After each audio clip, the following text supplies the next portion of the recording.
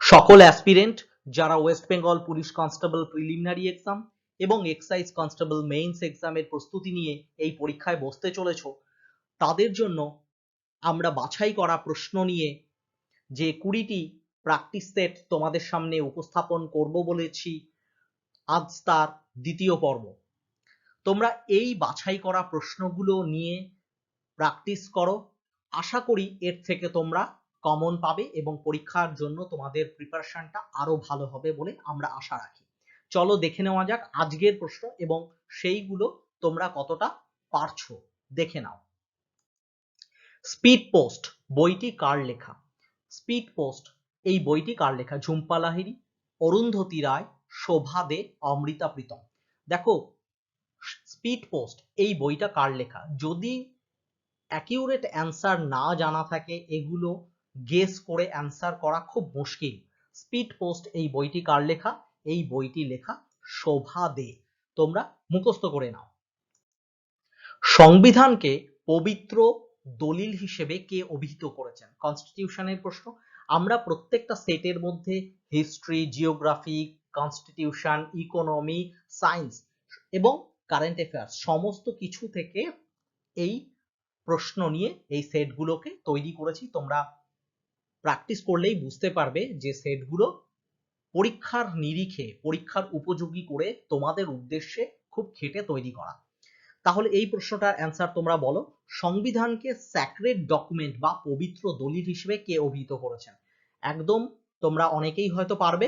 Doctor B.R.. Ambedkar সংবিধানকে পবিত্র দলিল হিসেবে কিন্তু অভিহিত করেছেন।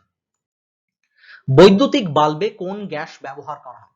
জেনারেল সায়েন্সের প্রশ্ন, তোমাদের অবশ্যই পারার কথা। বৈদ্যুতিক বাল্বে কোন গ্যাস ব্যবহার করা হয়? বৈদ্যুতিক বাল্বে ব্যবহার করা হয় nitrogen gas. Pearl of the East কোন দেশকে বলা হয়? আমরা স্ট্যাটিক জিকের মধ্যে যে সবরিকিউটস উপনাম যেগুলো আমরা পড়ি তার মধ্য থেকে, স্ট্যাটিক জিকের মধ্যে থেকে এই প্রশ্নটা নেওয়া। পার্ল অফ দ্য ইস্ট এটা কোন দেশকে বলা হয়? তোমরা অবশ্যই হয়তো পারবে, Sri Lanka. Pearl of the East বলা হয় শ্রীলঙ্কাকে।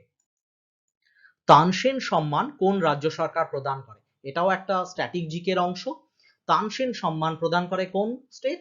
এটা করে মধ্যপ্রদেশ সরকার কিন্তু তানসেন সম্মান প্রদান করে।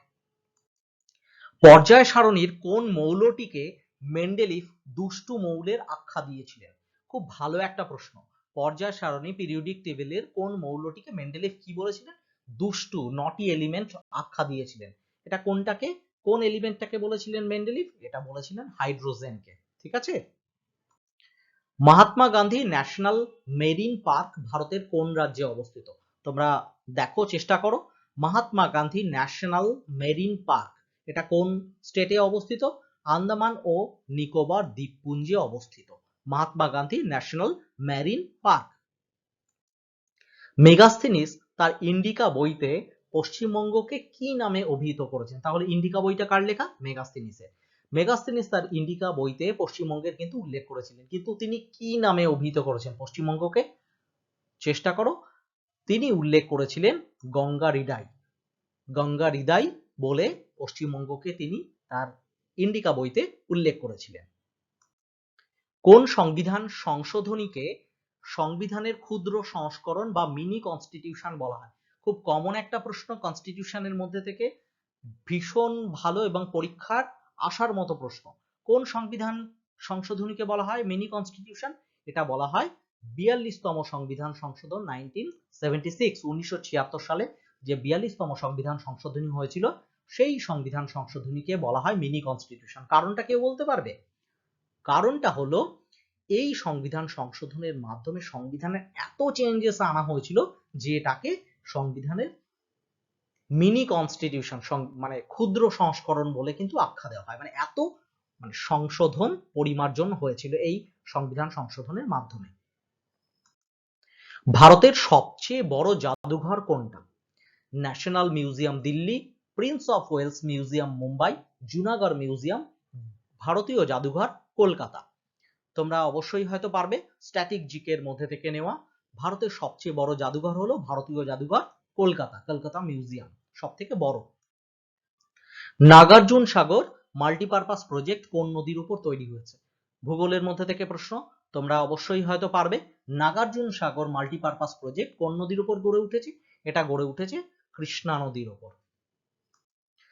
ভরতপুর অভয়ারণ্য ভারতের কোন রাজ্যে অবস্থিত? তোমরা এটাও ভূগোলের একটা প্রশ্ন, ভূগোল as well as static portion. তোমরা অ্যান্সার করো, ভরতপুর অভয়ারণ্য ভারতের কোন রাজ্যে অবস্থিত? ভরতপুর অবস্থিত অভয়ারণ্যটা রাজস্থানে অবস্থিত ভরতপুর অভয়ারণ্য। মানুষের শরীরের কোন অঙ্গটি দেহের ভারসাম্য রক্ষা করে? মস্তিষ্ক, কান, চোখ না নাক? তোমরা চেষ্টা করো।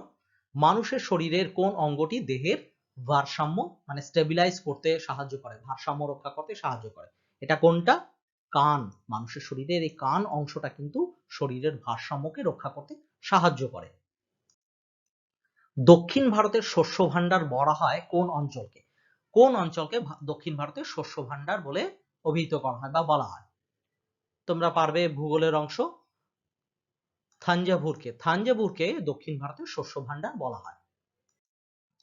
সংসদের দুটো অধিবেশনের মধ্যে সর্বাধিক ব্যবধান কত হতে পারে?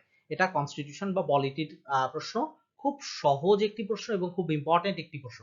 সংসদের দুটো অধিবেশনের মধ্যে সর্বাধিক ম্যাক্সিমাম যে টাইম পিরিয়ড স্প্যানটা থাকতে পারে সেটা হচ্ছে 6 মান্থ বা 6 মাস। 6 মাসের কিন্তু থাকতে পারে, ব্যবধান থাকতে পারে। মাইথন বাঁধ কোন নদীর উপর গড়ে উঠেছে? দামোদর, বরাকর, কোপাই না কোনার? ভূগোলের প্রশ্ন, খুব সুন্দর, ওয়েস্ট বেঙ্গল জিওগ্রাফির অংশ। মাইথন বাঁধ কোন নদীর উপর গড়ে উঠেছে? চেষ্টা করো। মাইথন বাঁধ গড়ে উঠেছে বরাকর নদীর উপর মাইথন বাঁধ গড়ে উঠেছে। লোকসভা এবং রাজ্যসভার যে যৌথ অধিবেশন কে আহ্বান করতে পারে? খুব সুন্দর একটা প্রশ্ন। লোকসভা এবং রাজ্যসভার যৌথ অধিবেশন কেউ আহ্বান করতে পারেন? আহ্বান করেন কিন্তু রাষ্ট্রপতি। কিন্তু যদি এবার আরো একটি প্রশ্ন এর সাথে সংশ্লিষ্ট, যদি বলে যে লোকসভা এবং রাজ্যসভার যে যৌথ অধিবেশন জয়েন্ট সেশন সেখানে সভাপতিত্ব কে করেন? তখন কিন্তু রাষ্ট্রপতি করেন না, তখন করেন লোকসভার অধ্যক্ষ। বাংলার প্রথম নির্বাচিত রাজা কে ছিলেন? হিস্ট্রির একটা প্রশ্ন। বাংলার প্রথম নির্বাচিত রাজা কে ছিলেন? খুব সুন্দর একটা প্রশ্ন। বাংলার প্রথম নির্বাচিত রাজা ছিলেন গোপাল। জৈব গ্যাসে প্রধানত কোন গ্যাস থাকে? জৈব গ্যাসে প্রধানত কোন গ্যাস থাকে বলো? জৈব গ্যাসে প্রধানত গ্যাস থাকে হচ্ছে মিথেন। কোন যন্ত্রের সাহায্যে তরলের আপেক্ষিক গুরুত্ব পরিমাপ করা হয়? তরলের আপেক্ষিক গুরুত্ব মাপা হয় কোন যন্ত্রের সাহায্যে? Spectrometer, lactometer, hydrometer, hydrophonometer? বলো। ল্যাক্টোমিটার কি মাপা হয়? দুধের ঘনত্ব মাপা হয়। হাইড্রোমিটার যন্ত্রের সাহায্যে কিন্তু তরলের আপেক্ষিক গুরুত্ব মাপা হয়। তরলের আপেক্ষিক গুরুত্ব মাপা হয় কিসের সাহায্যে? হাইড্রোমিটার যন্ত্রের সাহায্যে। বিশ্বভারতী বিশ্ববিদ্যালয় কত সালে স্থাপিত হয় বলো? বিশ্বভারতী বিশ্ববিদ্যালয় স্থাপিত হয় 1921। 1921 সালে বিশ্বভারতী বিশ্ববিদ্যালয় কিন্তু স্থাপিত হয়। বিবর্ধক কাচ হিসেবে কোন লেন্স ব্যবহার করা হয় বলো? বিবর্ধক কাচ মানে ম্যাগনিফাইং গ্লাস বা বিবর্ধক কাচ হিসেবে মানে বড় করে দেখানো কোন লেন্স ব্যবহার করা হয়? তোমরা পারবে অবশ্যই, আমি জানি। বিবর্ধক কাচ হিসেবে ব্যবহার করা হয় উত্তল লেন্স। উত্তল লেন্স কিন্তু বিবর্ধক কাচ হিসেবে ব্যবহার করা হয়। রেডিও কার্বন ডেটিং পদ্ধতিতে কিসের বয়স নির্ধারণ করা হয়? খুব সুন্দর একটি প্রশ্ন। রেডিও কার্বন ডেটিং কিসের বয়স নির্ধারণ করা হয়? এটা করা হয় ফসিল বা জীবাশ্ম। কোন একটা জীবাশ্ম পাওয়া গেল, সেই জীবাশ্মটা কত বছর, কত হাজার বছরের পুরনো, সেটা কিন্তু এই রেডিও কার্বন ডেটিং এর মাধ্যমে C14 কার্বনের এই আইসোটোপটা ব্যবহার করে রেডিও কার্বন ডেটিং পদ্ধতিতে সেই ফসিল বা জীবাশ্মর বয়সটা নির্ধারণ করা হয়। লোকটাক হ্রদ ভারতের কোন রাজ্যে অবস্থিত? ভূগোলের প্রশ্ন অ্যাজ ওয়েল অ্যাজ স্ট্যাটিক জিকের অংশ। লোকটাক হ্রদ কোন রাজ্যে অবস্থিত? তোমরা পারবে, আমি জানি। লোকটাক হ্রদ কোথায় অবস্থিত? কোন রাজ্যে? মণিপুরে। লোকটাক হ্রদ কোথায়? মণিপুরে অবস্থিত। কে প্রথম রেশন ব্যবস্থা চালু করেন? আলাউদ্দিন খিলজি, মোহাম্মদ বিন তুগলক, ফিরোজ শাহ তুগলক, নাসিরউদ্দিন মাহমুদ? তোমরা অবশ্যই জানি পারবো। কে প্রথম রেশন ব্যবস্থা চালু করেন? রেশনিং সিস্টেম চালু করেন প্রথম কিন্তু আলাউদ্দিন খিলজি। আলাউদ্দিন খিলজিরই কিন্তু অবদান, তিনি রেশন ব্যবস্থা রেশনিং সিস্টেম কিন্তু চালু করেছিলেন। তাহলে আজকের এই 25টি প্রশ্ন দ্বিতীয় সেটের, তোমরা আশা করি এই প্রশ্নগুলো তোমাদের ভীষণ উপযোগী হবে এবং তোমাদের প্রস্তুতিতে ভীষণভাবে সহায়ক হয়ে উঠবে আমাদের এই সেট। তাহলে আগামী কাল আবার আরেকটি সেটে তোমাদের সাথে দেখা হচ্ছে।